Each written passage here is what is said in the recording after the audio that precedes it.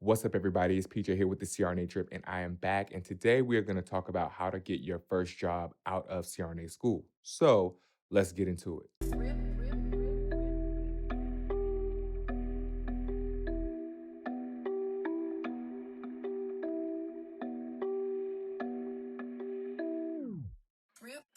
Okay, so what you want to do is you want to start your search at the beginning of your senior year. This is going to give you plenty of time to be able to get in contact with different recruiters, different chief CRNAs, and to be able to schedule site visits throughout the year. And because communication can be pretty sporadic, if it's through email, it may take a long time for them to get back and get the site visits actually scheduled. You don't want to feel rushed through this process. So that's why I say start searching in the beginning of your senior year. Now, as you're going through clinical in your senior year, you want to start making mental note of what you like and what you don't like about a practice, more so than just the type of cases that they do, because this is where you start to piece together what you're going to be looking for as you're looking for your first job. Now, the last 6 months should be where you start to focus on that one or two particular jobs that you are most likely going to sign on with. So at this point, you've probably been through most of your rotations. You've seen the different cultures of anesthesia. You've seen the different type of cases that go on. You've seen the type of scheduling that the anesthesia department does, whether it's a waterfall schedule, whether it's a set shift schedule, or you've probably been in places where the CRNAs don't even know what time they're leaving. So immediate no. Now, I know up until this point, we've been learning about how to become a very confident, a very competent, a very strong provider of anesthesia, but you don't want to be so hyper-focused that you lose sight of everything else that will make or break a job for you, or that will make you actually want to go to work. We have to start thinking about those outside factors as well as just being a great CRNA. Now, the next thing that you absolutely have to have when you are looking for your job is your non-negotiables. And these are the things that you were just not willing to let go or bypass when you're on your job search. Now, I personally think that 3 is a good place to start, because the more that you start to add on, the tougher that it is to actually find a job. It's almost like filtering your Amazon shopping cart. You search for something really broad and you say, okay, it needs to be Amazon Prime same day delivery. It needs to be the color red, and it has to have 5-star reviews, and it just narrows it down. So you start off with maybe 100 different jobs, and now you've only narrowed it down to 5 jobs, and you don't want to narrow it down too much. So 3 non-negotiables is a great place to start. Now, having non-negotiables also means that you need to be flexible in other parts and other dynamics of that job in order to make a decision, because you're not going to get everything that you want out of a job most of the time. Now, if you do, you may have found a unicorn job and you may just want to go for it, but more than likely, you're not going to find everything that you're looking for. Some of the typical non-negotiables can be schedule. So do you want to work 5/8s? Do you want to work 4/10s? Do you want to work 3/12s? Do you like call shifts? Do you like 1 week on, 1 week off? Do you like 24-hour shifts? So you can find a broad array of schedules that you like. You can even blend some of those shifts together if that's what you like. So schedule is usually one of the bigger non-negotiables that people look for. Location is also a very, very big non-negotiable that a lot of people will have. And whether you're on the West Coast, East Coast, Midwest, down South, you have your preference, but you also want to keep in mind that different regions have different exposures to anesthesia providers, and that may affect the type of market that you're looking in. So right now, I believe that there are 21 states that allow anesthesia assistants to practice in, and that may affect the type of job market that you're looking into. There may be less jobs available in that market because of that exposure to different providers. So keep that in mind as well. Now, how can we talk about non-negotiables and not discuss pay? Pay is very important. Okay, I know we're in this profession to take care of patients and keep them safe during surgery, but pay is a big part. Okay, when you're looking for a job. So, um, what pay salary do you have in mind? Do you want to find a job for nothing less than $200,000 a year? Do you want to find a job for nothing less than $200 an hour? Because that makes a big difference. Your tax designation is also going to play a vital, vital role in where that pay cap lies for you, depending on each state or each region that you work in as well. Another non-negotiable that a lot of people will have is a sign-on bonus. We go through school for 3 years and we don't work and we are poor. We're poor, okay? And we need money right away. So a lot of times people will look for that as an incentive to sign on for a place. But I will say, I want you guys to be extremely careful when you come across a job that has a very high sign-on bonus with a extended duration that is attached to the sign-on bonus. If it's 3 years or more that you need to sign on for, I would just be very cautious and look into it a little bit more and make sure that everything checks out. Especially because nowadays, us millennials, the Gen Zs, the Gen Ys, the LMNOPs, we don't stay very long in one particular place. So you want to make sure that you're not um, trapping yourself into something that you're going to regret later on. So, and also, it may not be a really good practice if they're offering that amount of money. The turnover may be very, very high, and that may be for a specific reason. And you may want to find out what that reason is before you sign on. Tax designation, tax designation, tax designation. This is something that is overlooked by so many new grads because we're just not taught about it in the way that we should. But seeing if a job is W-2 versus 1099 is crucial, and that was a non-negotiable for me once I learned about it. So I really want to encourage you guys to do your research and figure out which tax designation is best for you, because that makes a difference. And just for the record, I'm going to make a video about this too, but 1099 does not mean you are going to be doing locums, travel, CRNA work. You can do full-time 1099 work. And there's so many benefits that come along with the 1099 tax designation. So that's another video in itself. It'll be somewhere clickable on this video at some point, but I will make a video about that. Another non-negotiable can be the time off that's provided by a job. So I think right now, the average that I've seen is about 6 to 8 weeks off for the year. And you may want to do some investigation about how that time off can be booked. Is it booked off weeks at a time? Can you do no more than 2 weeks at a time? I know some people like to travel international and they like to take 3 to 4 weeks off at a time. And if the job doesn't allow for that, that may be something that, sways your decision if that's one of your non-negotiables. Another non-negotiable can be the type of practice that you prefer to work in. So do you want to work in a CRNA only type of setting, or do you prefer an ACT type of setting? Each one of those has their own pros and cons, so you have to weigh it out based off of your experiences that you've had in those settings to see what is going to be the best fit for you starting out. And then something else to consider is the type of caseload that you're going to be working with in that hospital. So do you want to be in a level 1 trauma center where you get heavy traumas and the sickest of the sickest patients? Would you prefer to be in an outpatient center? Would you prefer to be in an office-based type of anesthesia practice?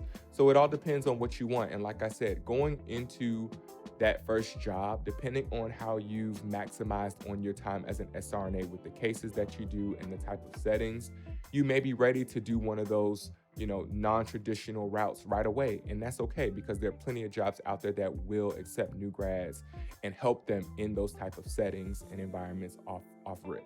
So my non-negotiables definitely changed throughout that last year. I would say it started out as location. That was huge for me. Location, location, location. I knew I wanted my 5/8 a week. And at first I wanted a CRNA only practice. I just knew I wanted CRNA only practice. I was just coming off of a CRNA only practice rotation.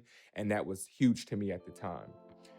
Then I would say it transitioned a bit more to where location was still at the forefront of my brain, and my 5/8, that was still at the forefront of my brain too. But then it also changed to where I was like, I don't want to do call. Then once I started learning about the differences between W-2 versus 1099, that was like, oh, this is a non-negotiable. So wherever I went, it needed to allow me to practice as a 1099 employee. I still wanted my 5/8 and I didn't want any call. So that became my standard non-negotiables that I started looking for within a job, and I was able to find those things. Now, the biggest sacrifice that caused was location.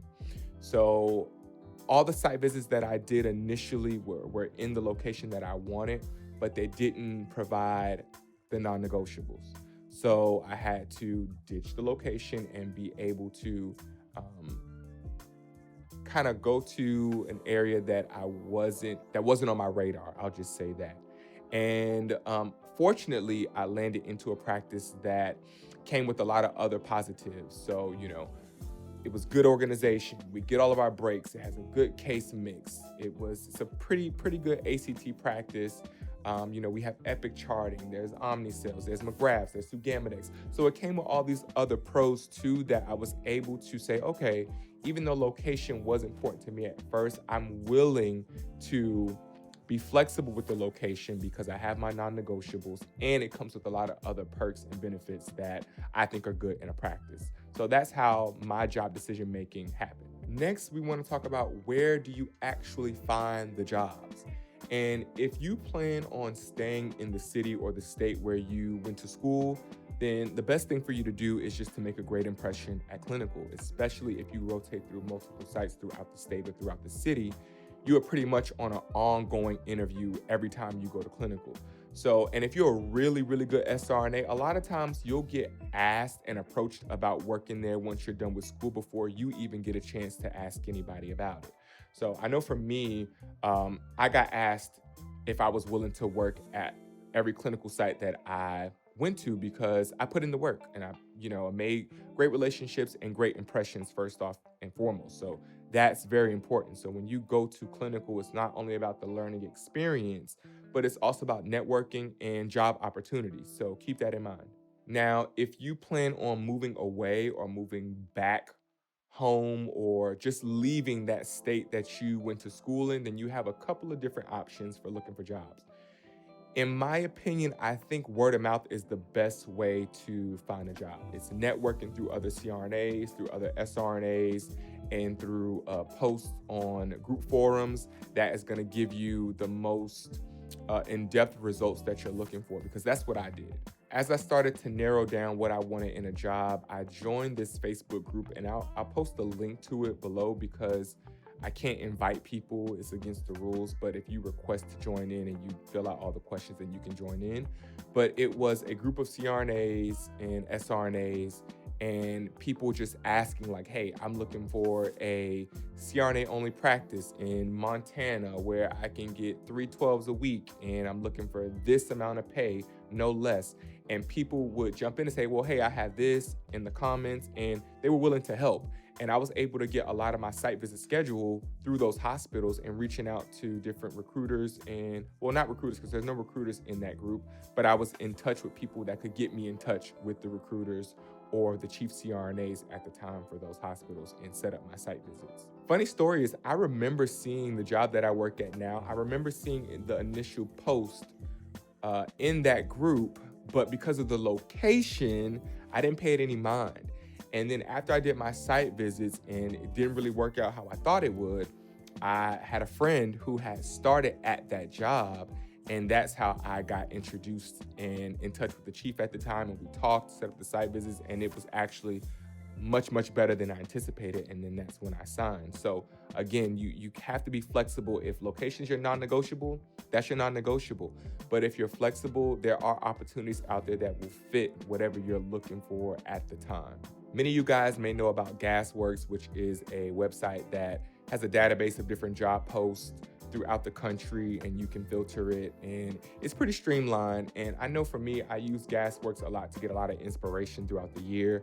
When you just feel like, I don't want to look at another anesthesia chart, I don't want to look at anything else, you kind of look at the job posts and you see, what life will be like once you finish, and then it kind of perks you up a bit to keep going. And now we are in the era of social media, so use that to your advantage. Don't just mindlessly scroll, but actually use it for something good. So when you follow these sRNA influencers, CRNA influencers, or just regular CRNAs and sRNAs, network.